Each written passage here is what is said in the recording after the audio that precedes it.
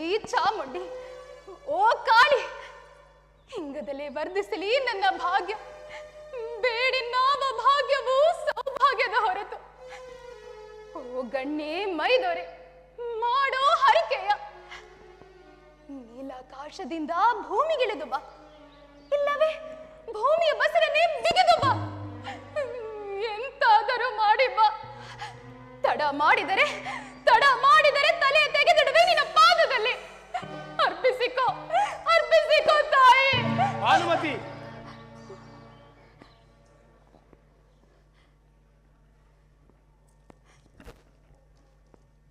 ಏನು ಹುಚ್ಚಿದು? ಒಪ್ಪು ದಾರಿಯ ಬಿಟ್ಟು ತಪ್ಪು ದಾರಿಯ ಹಿಡಿದು ಈ ಪುಸಿ ಪದಾರ್ಥವನ್ನು ನಂಬಿ ಪ್ರಾಣ ಕೊಡಬಹುದೇ? ಈ ವಿಗ್ರಹದಲ್ಲಿ ಅವಿತುಕೊಂಡಿರೋಳೆಯ ಆ ನಿನ್ನ ಜಗನ್ಮಾತೆ. ರಾಜೇಂದ್ರ, ಕಂಬದೊಳಗಿಂದ ಬಂದಿಲ್ಲವೇ ಆ ಪ್ರಹ್ಲಾದನ ದೇವರು? ನೆಲದೊಡಲಿನಿಂದ ಉದ್ಭವಿಸಲಿಲ್ಲವೇ ವೀರಭದ್ರ ದೇವರು? ಆದರೆ ನನಗಂತಹ ಭಾಗ್ಯವೆಲ್ಲಿದೆ?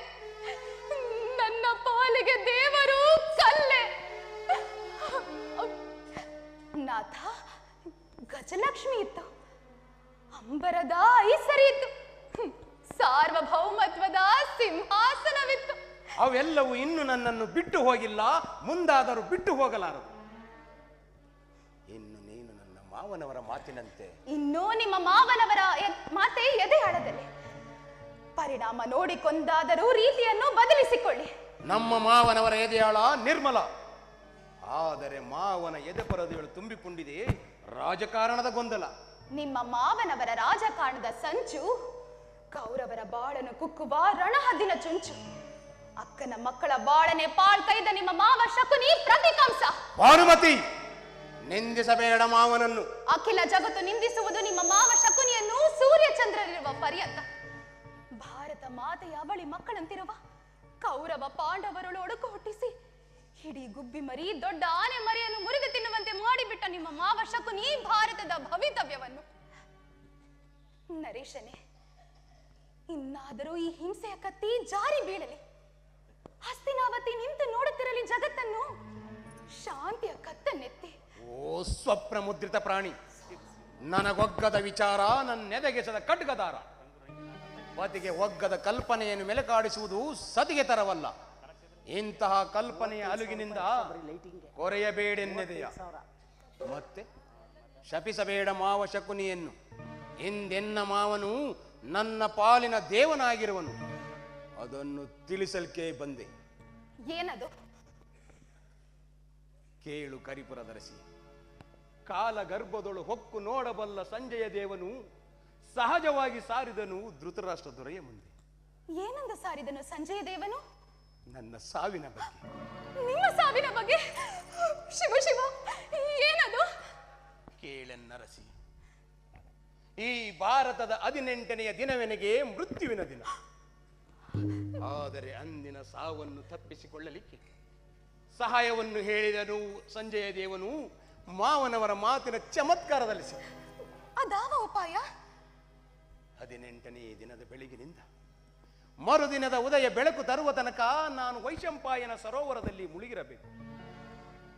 19ನೇ ದಿನದ ಸೂರ್ಯೋದಯದೊಡನೆ ಈ ನಿನ್ನ ಗಂಡನು ಉದ್ದಂಡ ಆಯುಷ್ವಂತನು.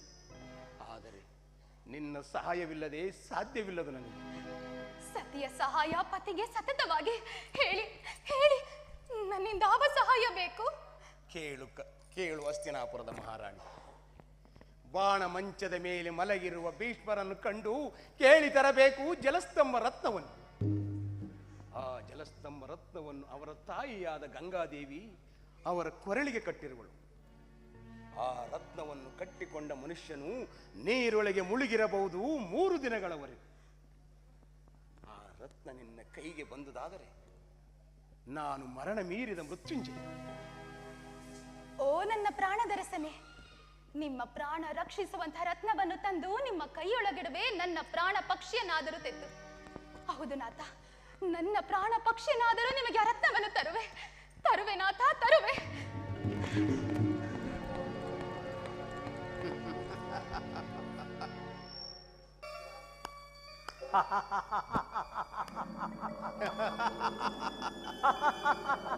ಮಾವ ಈಗ ಮಾತ್ರ ಪಾತ್ರವನ್ನು ಚೆನ್ನಾಗಿ ಅಭಿನಯಿಸಿದನಲ್ಲವೇ?